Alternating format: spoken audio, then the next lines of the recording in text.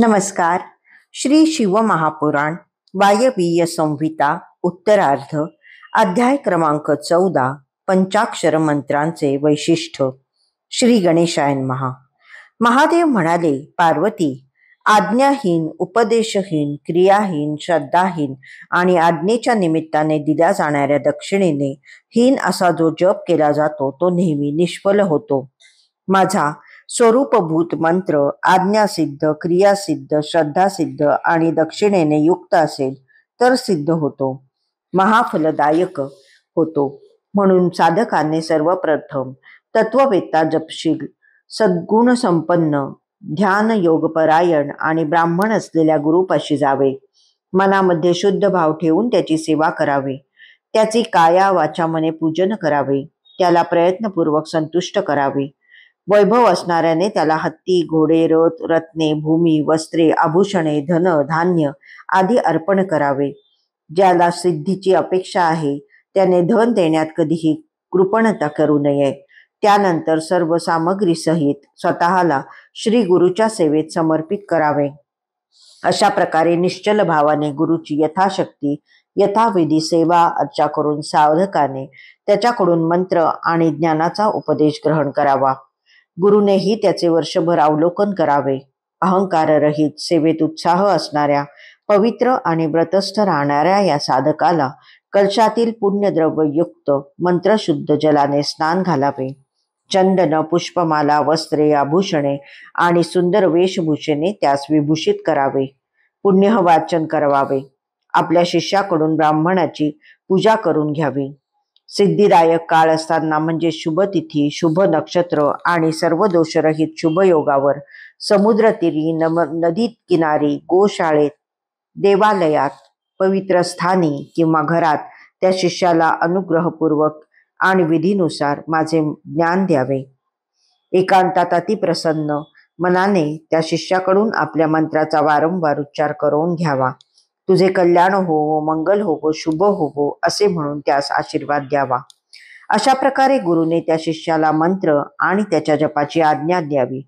त्यानंतर शिष्याने संकल्प करून त्या मंत्राचा आयुष्यभर नित्य नियमपूर्वक एकाग्र चित्ताने 1008 वेळा जप करावा. जो असे करतो त्याला परमगती प्राप्त होते. जो नित्य संयमाने राहून केवळ रात्री भोजन करतो आणि मंत्रात जेवढी अक्षरे आहेत तितक्या लाखांच्या चौपट जप आदराने पूर्ण करतो त्याला पौरश्चरनिक म्हणजे पुरश्चरणी म्हणतात. जो पुरश्चरण करून त्या मंत्राचा नित्य जप करतो त्याच्यासारख्या या लोक्यांना कोणीही नाही. तो सिद्धिदायक सिद्ध होतो. साधकाने पवित्र स्थानी स्नान करावे. उत्तम आसन मांडावे. त्यावर मौन भावाने पूर्वाभिमुख बसावे. आपल्या हृदयात शिव, शिवा आणि गुरुचे चिंतन करावे. चित्त एकाग्र करून दहन, लावण इत्यादींनी पंचतत्वाचे शोधन, शुद्धीकरण करावे. मंत्राचा न्यास करावा. त्यानंतर सकलीकरणाची क्रिया करून प्राण आणि अपान यांचे नियमन करावे. आपल्या दोघांच्या स्वरूपाचे ध्यान करावे. विद्यास्थान आपले रूप, ऋषी, छंद, देवता, बीज, शक्ती तसेच मंत्रांचे वाच्यार्थ रूप असलेल्या मज परमेश्वराचे स्मरण करून पंचाक्षरीचा जप करावा. आगमार्थ विशारद विद्वानांच्या मते मानस जप उत्तम, उपांश जप मध्यम आणि वाचिक जप अधम मानला गेला आहे. रुद्रमंत्र उत्तम, विष्णू मंत्र मध्यम आणि ब्रह्मदेवाचे मंत्र अधम म्हणजे निम्न कोटीचे होत असेही सांगितले जाते. उच्च नीच स्वराने युक्त, स्पष्ट अस्पष्ट पदांसहित आणि अक्षरांसहित मंत्राचे वाणीने उच्चारण करणे याला वाचिक जप म्हणतात. ज्यामध्ये जीवेची हालचाल होते अर्थात अगदी खालच्या स्वरात अक्षरांचे उच्चारण केले जाते, तसेच दुसऱ्यांच्या कानावर पडला तरी त्यांना काही ऐकू येत नाही त्याला उपांशु जप म्हणतात. ज्या जपामध्ये अक्षरांच्या पंक्तींचे एक वर्णापासून दुसऱ्या वर्णाचे, एक पदापासून दुसऱ्या पदाचे तसेच शब्द आणि अर्थाचे मनाने वारंवार चिंतन केले जाते त्याला मानस जप म्हणतात. वाचिक जप 1 पट फल देतो. उपांशु जप शतपट फल देतो तर मानस जपाचे सहस्त्रपट फल मिळते. सगर्भ जप त्याहून शतपट अधिक फलदायी आहे. प्राणायामपूर्वक जो जप केला जातो त्यास सगर्भ जप म्हणतात. अगर्भ जपातही आरंभी आणि शेवटी प्राणायाम करणे श्रेष्ठ म्हटले गेले आहे. मंत्रार्थवेत्या बुद्धिमान साधकाने प्राणायाम करताना मंत्राचे 40 वेळा स्मरण करावे. ज्याला हे शक्य नाही त्याने आपल्या शक्तीप्रमाणे शक्य होईल तेवढाच मानसिक जप करावा. 1, 3 किंवा 5 प्राणायाम करावेत.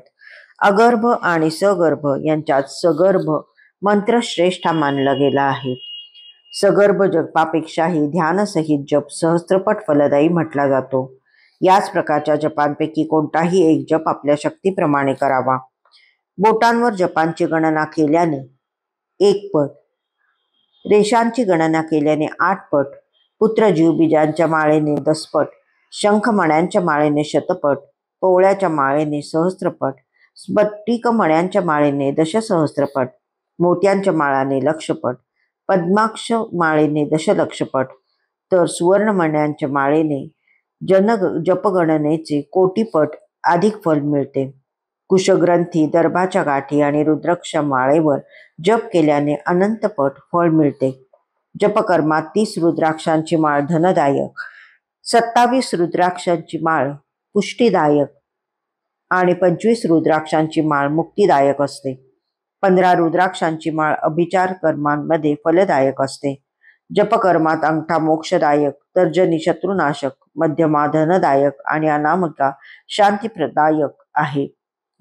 जपकर्मात 108 मण्यांची माळ सर्वोत्तम, 100 मण्यांची माळ उत्तम, 50 मण्यांची माळ मध्यम, तर 54 मण्यांची माळ मनोहरिणी आणि श्रेष्ठ मानली गेली आहे. अशा प्रकारे योग्य ती माळ घेऊन जप करावा. कनिष्ठिका म्हणजे अंगुली, करंगळी, अक्षरणी जपक फल नष्ट न करणारी मानली गेली असल्याने शुभ आहे. दुसऱ्या अंगुलीवरून जप करताना अंगठ्याचा उपयोग करावा, कारण अंगठ्याशिवाय केलेला जप निष्फल होतो.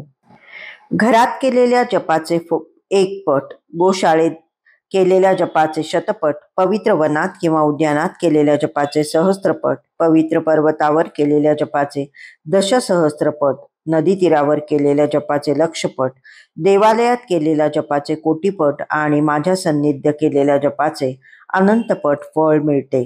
सूर्य, चंद्र, अग्नी, दीपक, गुरु, ब्राह्मण, जल आणि गायी यांच्या समीप केलेला जप श्रेष्ठ असतो. पूर्वाभिमुख बसून केलेला जप वशीकरणात, तर दक्षिणाभिमुख बसून केलेला जप अभिचार कर्मात सफलता देतो.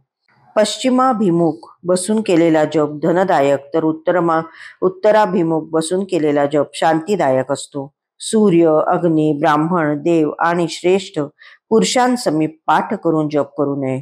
पगडी घालून, अंगरखा घालून, नग्न होऊन, केस मोकळे सोडून, गळ्याभोवती कपडा लपेटून, अशुद्ध हातांनी संपूर्ण शरीर अशुद्ध असताना आणि विलाप करत कधीही जप करू नये.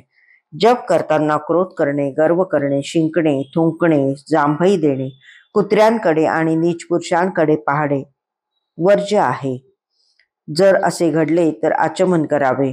तुझ्यासहित माझे म्हणजे पार्वतीसहित शिवजींचे स्मरण करावे. ग्रह नक्षत्रांचे दर्शन घ्यावे आणि प्राणायाम करावा. आसनावर बसल्याशिवाय झोपून, चालत असताना किंवा उभे राहून जप करू नये.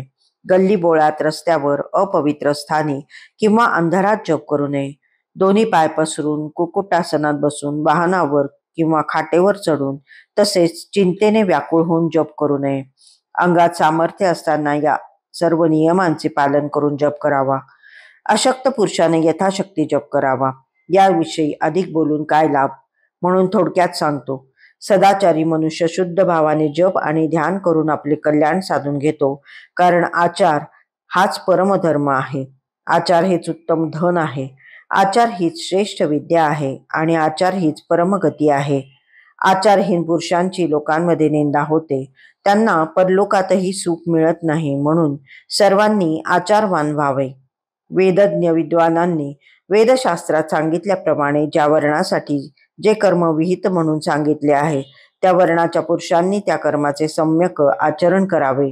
तोच त्यांचा सदाचार होय. सत्पुरुषांनी त्याचे आचरण केलेले आहे, म्हणून त्यास सदाचार म्हणतात.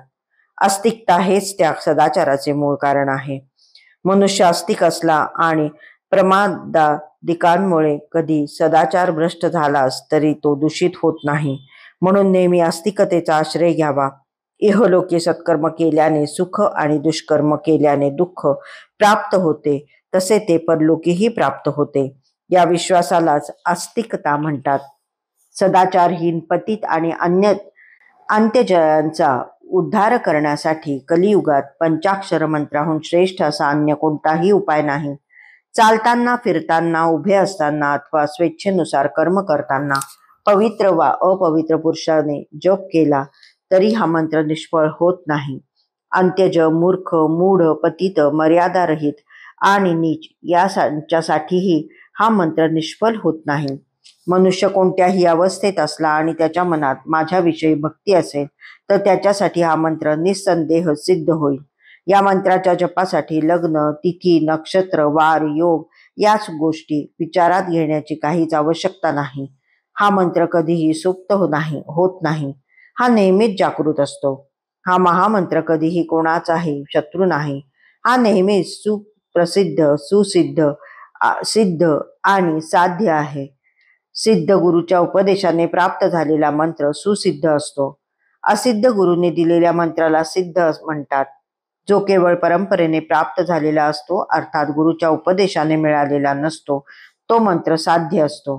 ज्याची माझ्यावर, मंत्रावर आणि गुरुवर असीम श्रद्धा आहे, त्याला मिळालेला मंत्र गुरुकडून सिद्ध झालेला असो वा नसो, तो सिद्ध होतोच यात संशय नाही. म्हणून अधिकाऱ्याच्या दृष्टीने विघ्नयुक्त होणाऱ्या दुसऱ्या मंत्राचा त्याग करून विद्वान पुरुषाने पराविद्या पंचाक्षरीचाच आश्रय घ्यावा. दुसरे मंत्र सिद्ध झाल्यावरच हा मंत्र सिद्ध होतो असे नसून हा महामंत्र सिद्ध झाल्यावर दुसरे मंत्र अवश्य सिद्ध होतात. अन्य देवता प्राप्त झाल्या तरी माझी प्राप्ती होत नाही, तोच न्याय या बाकीच्या मंत्रांसाठीही आहे. सर्व मंत्रांमध्ये जे काही दोष असतात ते या मंत्रांमध्ये संभवतच नाहीत, कारण हा मंत्र जाती इत्यादीची अपेक्षा न ठेवताच प्रवृत्त होतो. हा मंत्र महान फल देणारा आहे, म्हणून तुच्छ फलांसाठी याचा विनियोग करू नये. हे यदुनंदन, अशा प्रकारे त्रिशूळधारी महादेवजींनी त्रैलोक्याच्या हितासाठी पंचाक्षर मंत्राचा विधी सांगितला. जो मनुष्य हे निरूपण भक्तिभावाने आणि एकाग्र चित्ताने श्रवण करतो, हे दुसऱ्याला सांगतो, तो पापमुक्त होऊन परमगतीला प्राप्त होतो. अध्याय 14 समाप्त.